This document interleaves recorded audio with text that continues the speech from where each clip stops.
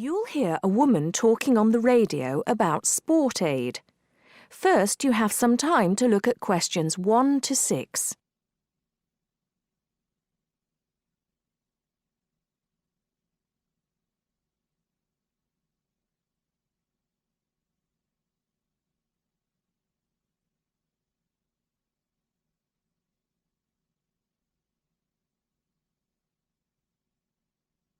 Now listen carefully and answer questions 1 to 6.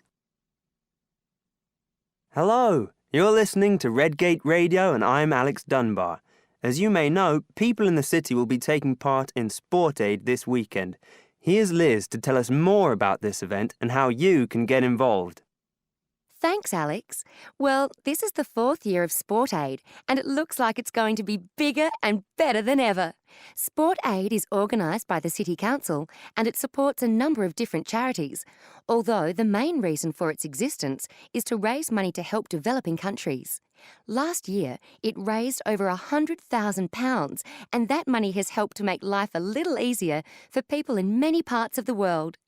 Just to give you one example, the village of Otunga in Chad now has a water supply, meaning that the people no longer have to walk miles every day just to get water. And there are countless stories like that.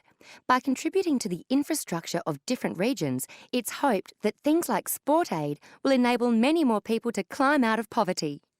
Another way in which that happens is by giving people the knowledge and skills to earn money. One of the biggest issues facing people in many poorer areas of the world is education. Something that we take so much for granted can be rare and expensive in some regions. Education is seen as key to development, and money from Sport Aid has paid for schoolrooms and equipment in a number of places. So what can you do to help? There are lots of ways in which you can get involved. First of all, you can go down to the biggest attraction of the day, the Sport Aid charity football match. There will be thousands of people at City Stadium, and all the money raised from the sale of tickets goes to charity. There's much more going on than just a football match, of course. There will also be lots of entertainment for the whole family, including a fair, stalls selling all kinds of food, and even a chance to try out some sports you may not have tried before, like softball and volleyball. It's probably going to be a very active day, so it's best to make sure that everyone is in comfortable clothes before you go down there. It's always a fantastic day out, and it's a great way to show your support. Before you hear the rest of the talk, you have some time to look at questions 7 to 10.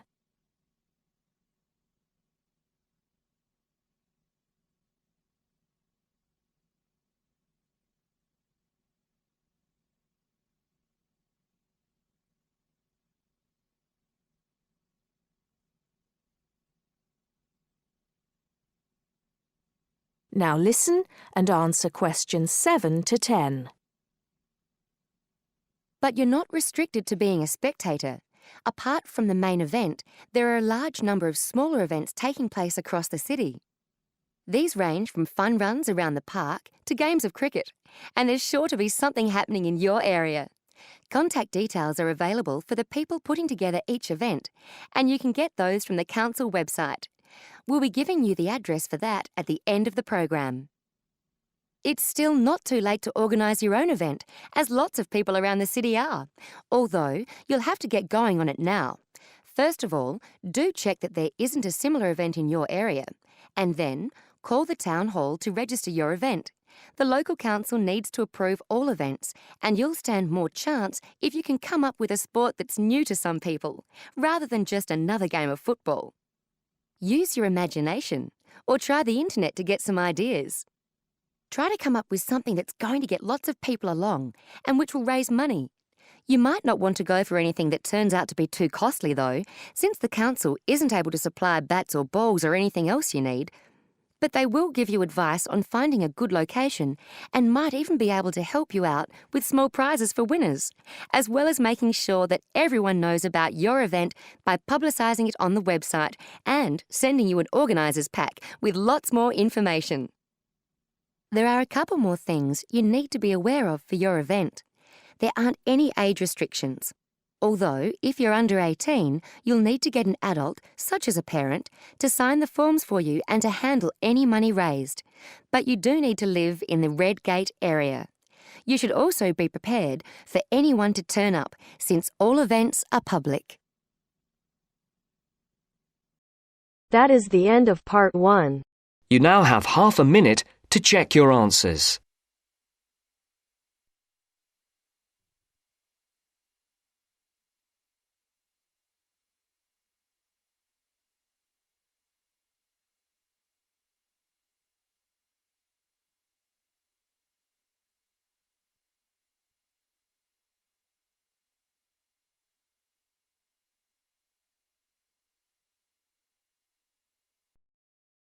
Now turns to part 2. Part 2. You will hear a local radio program about cycling courses in London. First, you have some time to look at questions 11 to 14.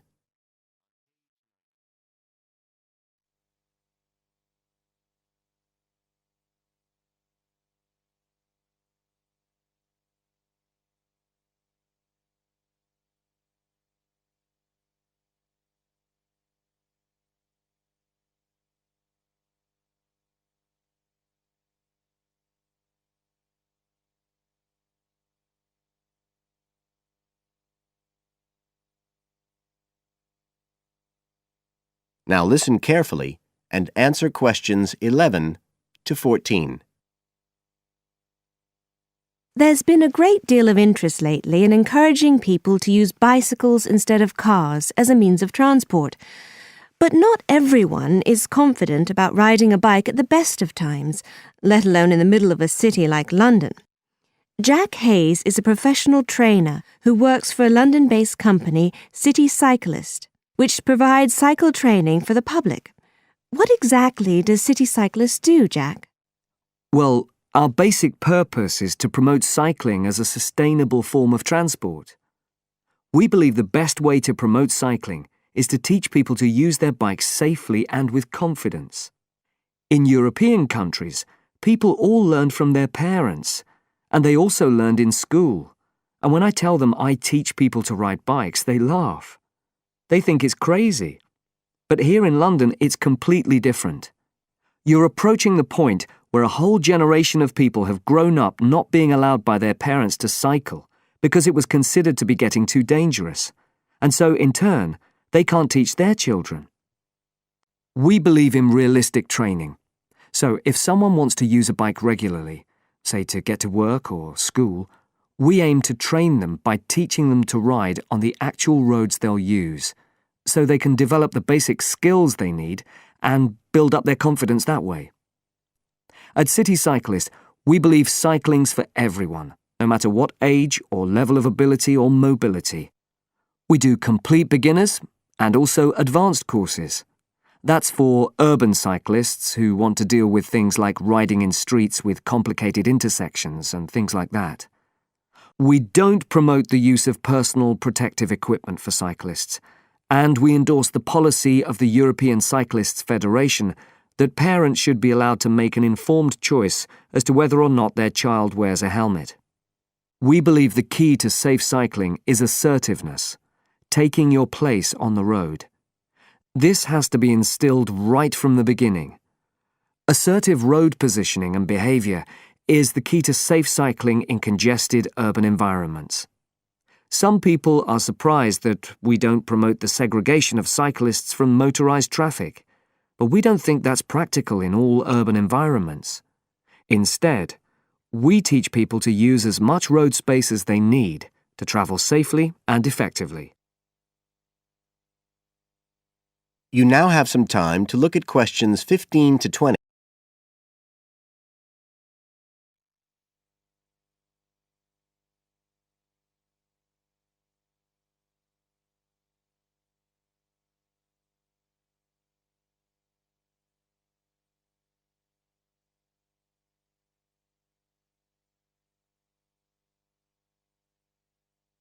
Now listen and answer questions 15 to 20. Now, as well as courses for individuals, City Cyclist provides a number of services for organisations. For example, we can deliver fun, safe cycle training activities at schools, arranging courses so that the disruption of curriculum time is kept to a minimum. As well as this, in order to promote safe cycling, we have provided training courses for employees and staff of local councils. And we are also increasingly looking at developing training courses in companies in order to help employers work towards green transport plans by helping to increase the number of staff cycling to work. Right, so that's a brief summary of what we do. If any listeners would like to find out more about the organisation, you can have a look at our website. That's City Cyclist, CITI, cyclist.co.uk. And in order to book lessons, you can either phone us on 020 7562 4028 or do it online. There's an application form on our website, and you can just download that and send it in. We charge £27.50 per hour for one-to-one lessons, plus £6 for each extra person. So you're looking at just £39.50 for a family of 3, say. If you've never been on a bike in your life before, we reckon we can get you riding in 1 hour, and for most people a course of road training usually takes 3 hours. But whether you're a parent or a child, an individual or an institution, we'll be happy to discuss your special needs and make a programme just for you. That is the end of part 2. You now have half a minute to check your answers.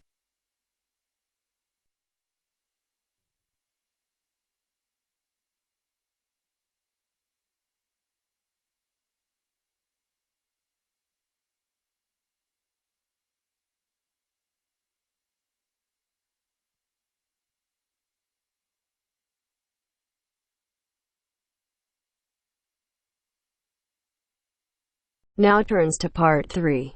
Part 3. We'll hear 2 business studies students, Evelyn and Mark, preparing for a seminar presentation. Before you hear the conversation, you have some time to look at questions 21 to 25.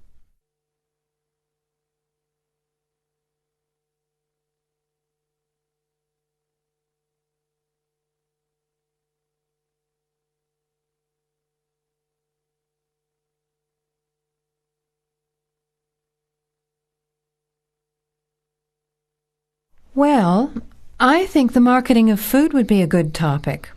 I read a very interesting article the other day about the Canadian food market.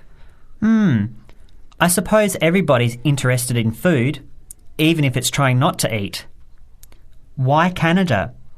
I know that's where you come from, but isn't it just all North America, really? No, that's why I thought this article was interesting. Although lots of U.S. companies are well established in Canada, and vice versa, there are still subtle differences between the two markets. It says here, the Canadian market is definitely not a northern clone of the U.S. I like that. And it says that if you understand these differences, it can have a big impact on successful food marketing. So I know that Canada has a big French-speaking population in Quebec. Is this what they're referring to? Not only French and English speakers, there are many different ethnic groups in Canada. It's really quite multicultural. For example, Toronto has large Asian and Italian populations, and Vancouver's got a large Asian population too. And because Canada's population is small, these groups make quite an impact, introducing new styles of cooking. So you can see lots of unfamiliar vegetables and things in the markets, and new restaurants are opening every day. It's great if you love trying out new foods, as many people do. Which kinds of food are becoming popular? Well, some Asian food, I'd say, has been popular for quite a while, like Chinese. But now, Southeast Asian restaurants are becoming very fashionable. Then there's Mediterranean, of course, such as Greek, Italian, and so on. But Caribbean and Mexican food is really taking off among young people these days. So are the supermarkets starting to stock the ingredients that are needed to prepare these foods at home? You know, all those unusual condiments and sauces. Yes, that's right. It's quite interesting going to the supermarket, isn't it? And noticing how they're introducing sections for foods of different nationalities. You can buy quite exotic products locally these days. The article mentioned that 80% of the Canadian retail market is controlled by 8 major national supermarket chains, so that when they introduce changes, they can happen quite rapidly. OK. Well, how are we going to organise this seminar then? I made some notes on the trends in the Canadian market, about changing tastes, and also patterns for where food is consumed. I thought maybe we could summarize it into a chart or table, and maybe use the overhead projector to present it. Good idea. Maybe I could have a look for similar trends and tastes in Australia and the UK for comparison. Let's have a look at what you found. Before the conversation continues, you have some time to look at questions 26 to 30.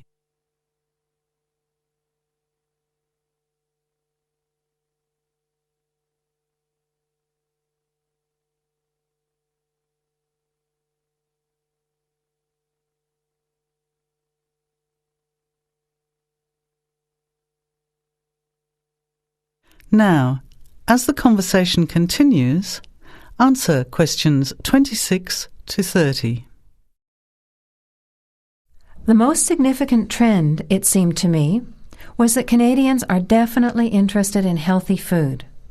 For example, did you know that salads are the 3rd most commonly eaten food in Canadian restaurants? Really? What about organic food then? Is that becoming more popular? Yes, it's definitely moving into the mainstream compared to a few years ago. And a recent survey showed that 4 out of 5 shoppers said that they check the fat and nutritional information on the packet when they're deciding what to buy. What other trends did you find out? There's one change I noticed straight away when I was home last year, in the meat department. You know, here the meat packaging says rump steak or 4-quarter chops and so on. Well, they discovered that most consumers these days didn't know what to do with these roasts and rounds and ribs. So the government approved a new naming system for cuts of meat, which is related to the required cooking technique. What a good idea. I've never really understood the difference between sirloin, rump, round and all those names. So how many new categories are there? 8. There are 3 kinds of steak, for grilling, for marinating, and for simmering. And then there's what they call quick-serve beef, for stir-fries, I suppose. And premium oven roast, pot roast, and stewing beef. It's a great idea, isn't it? I hope it catches on here. I agree. Any other trends that you thought were significant? Well, what's really interesting is what the article called mobile meals. In other words, more and more Canadians are eating meals away from home, but not just eating more junk food. They're projecting a 40% increase in snack food sales over the next 3 years, and the growth is coming from healthy snacks. You know, the ones that have less cholesterol and fat, such as muesli bars, health food bars, and those types of products. Apparently, in the food marketing jargon, they're called nutritious portable foods, which means healthy snacks. The other major trend is that young people are doing more of the food shopping these days, so marketing has to be aimed more at them, as well as more conventionally at the mother. Thanks, Evelyn. I think we'll have an interesting discussion about these trends and the comparisons with other English-speaking countries. I'll see if I can get some information about them to compare with yours, and meet you on Friday to put it together. See you then. Bye. That is the end of part 3. You now have half a minute to check your answers.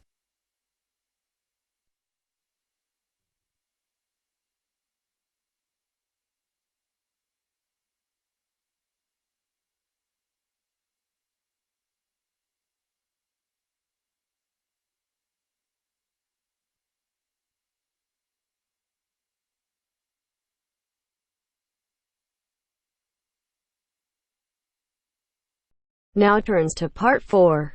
Part 4. You'll hear a lecturer talking to students about languages. First, you have some time to look at questions 31 to 36.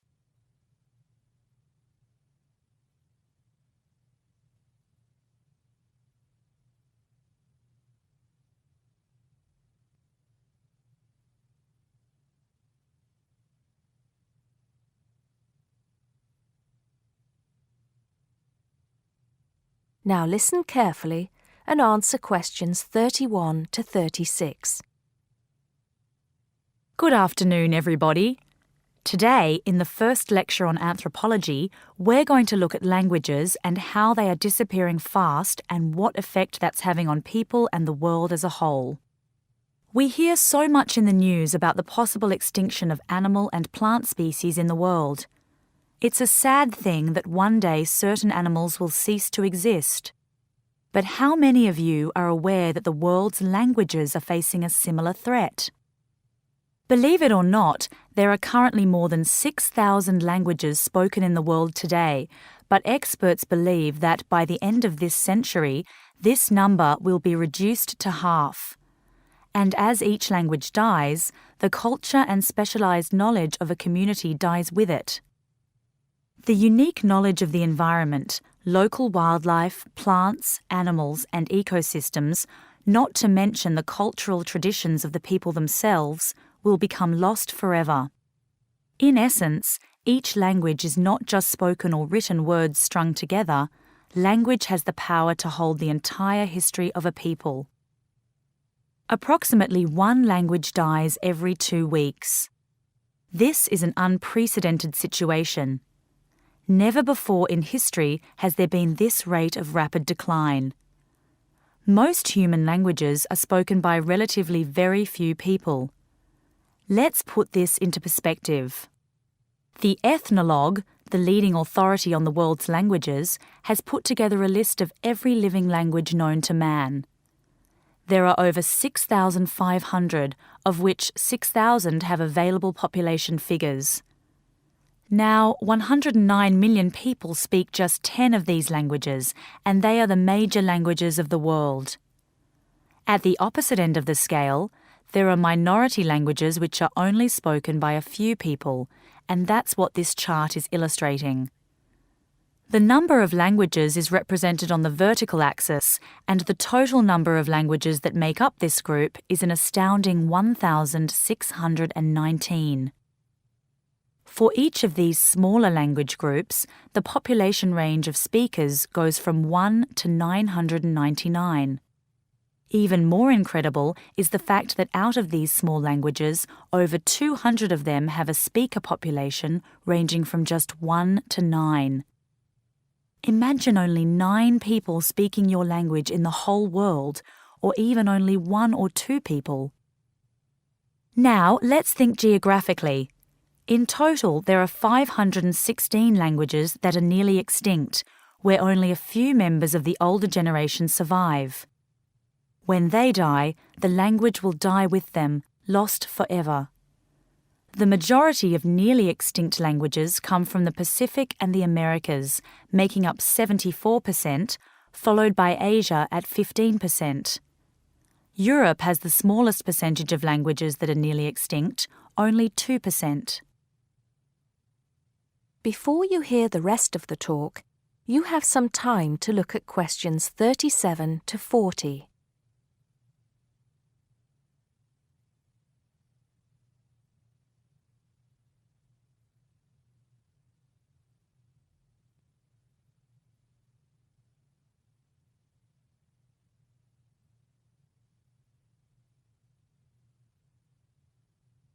Now listen and answer questions 37 to 40.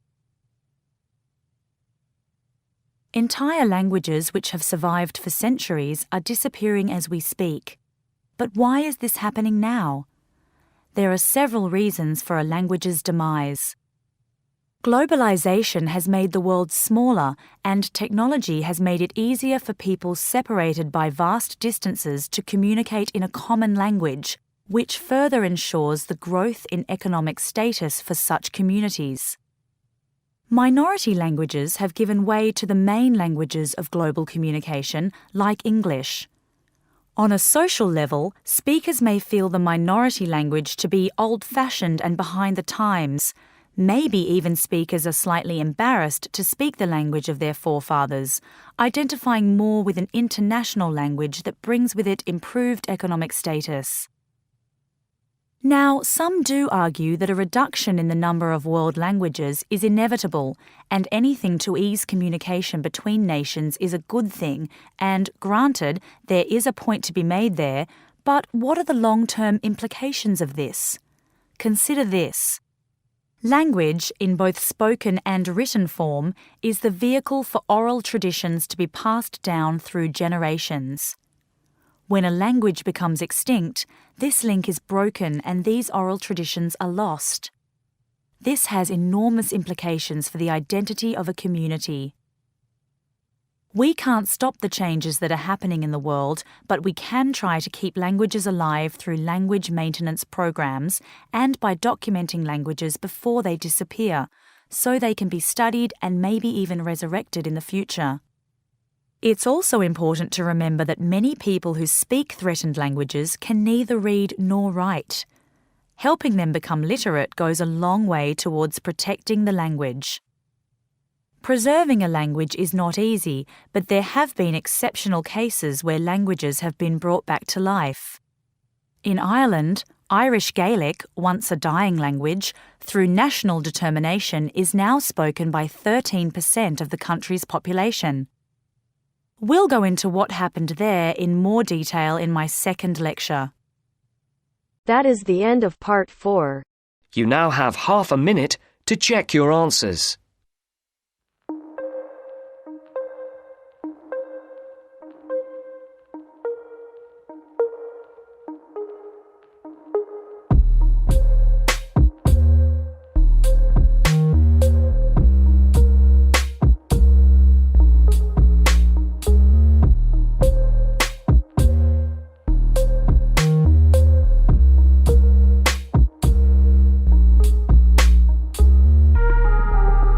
That is the end of the test. You now have 10 minutes to transfer your answers to your Ielts listening answer sheet.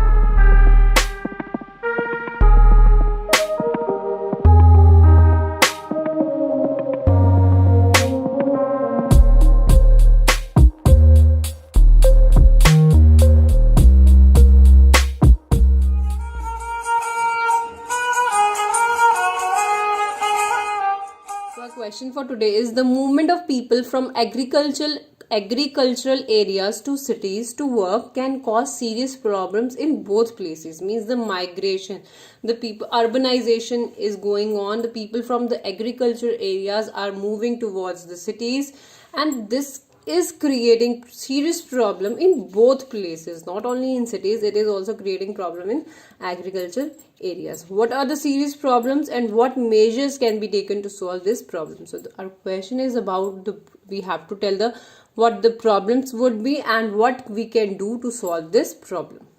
Now, introduction. Undeniably, the increasing number of migrants from rural to urban areas is creating problem for both areas. Now, we can use regions also instead of writing areas and areas again and again. So, we can write undeniably the increasing number of migrants, means the number is increasing day by day from rural to urban areas is creating problem for both the regions. The upcoming paragraph snoop out the problems and solution of this notion. Means this problem we will be discussing the problems of this and the solution of this migration. Now in BP1 we will be discussing the problems due to this migration, and we will discuss in BP2 about the solution, that what steps could be taken to stop this migration. The migration of people from agricultural areas to cities have numerous problems. Means there are a lot of problems behind these. Numerous means a lot of. Firstly, the increment in number of people has increased the demand for resources such as land, water, food and many more. Means the people, if the people will increase in a city, the demand is going to increase for the resources such as land should be needed, water is to be needed, food, clothes, and everything should be needed by the people. Okay, it will increase the demand. Secondly, there would be more slums, as people who will not get any room to live or unable to afford will lead life in slums areas. So what will happen if people will not get any place to live? What will it will create slums in that areas, in that cities, and we are watching in India as well. There are umpteen number of slums in every city. There is no city which is not having any kind of slum because of this migration problem. So what will happen if slums will be there, which might increase the problem like unhygienic condition, pollution, crime. So if the slums will be there, pollution will be there definitely, unhygienic conditions will be there, and crime will also increase. If people will not get the food, what will they will steal things. Thirdly, there could be less people in rural areas to work. So what the problems rural areas will face? Over there people will not work, which may affect the economy of the nation. For instance, if there would be no one to do farming, then what a nation will eat? Okay, it will affect the economy also, because many, especially in India, what we do, we import the things we cultivate here. Okay, we import rice, we import a lot of things, tea or whatever. So it will affect the economy in that way. And what happen if people will not do farming? What will happen? The nation will not eat anything. Now in body paragraph 2, what we will discuss the solutions for this problem, that what measures could be taken to combat this problem, means to control. To combat the problem, the improvement in the infrastructure of village could be beneficial, means if the infrastructure will be good, the people will not move to cities. If the life in the village will be as best as it is in cities, so there will be no migration, no urbanization will take place. Additionally, by providing the basic amenities, means facilities such as better education, hospital facilities might prove to be helpful in stopping the people to migrate. Okay, we can provide them hospitals, we can provide the good education over there, so there will be less migration, I believe. In conjunction to that, government could also provide. So what can be done, that in conjunction to that, means in addition to that, government could also improve the public transportation. What government can do, they can improve the public transportation and roads. They can also improve the infrastructure like roads, so that people can commute to work and there would be no reason to stay. Most of the people are staying in cities because they are not having a good public transportation, and they are not the roads are not good, they are not having the bridges, they can't commute from the work, so they have to stay in the city. So that is also the main reason. So what government can do, they can improve the public transportation, and they can also improve the quality of roads, the structure of roads, so that people can commute to work and they can come back to home and there will be no reason to stay. Now in conclusion, to reiterate, it can be inferred from aforementioned point, means it can be concluded from the above mentioned point that the cardinal reason behind migration is better life and wages in cities, means the pay scale they are getting in cities is the cardinal, means main reason, which can be curbed, means controlled, by providing good pay to people in the rural areas. That if we are giving them good pay in the rural areas, then definitely there will be no urbanization, there will be no migration from rural areas to cities. As a result, they will prefer living in their native places and will not settle somewhere else. So they will not move to cities, they will stay in their own places. So if they are getting the good wages, if they are getting good pay in the rural areas. So this was for today. If you like the video, do hit the like button and subscribe to our channel. I'll meet you in the next video. Till then, bye bye and take care.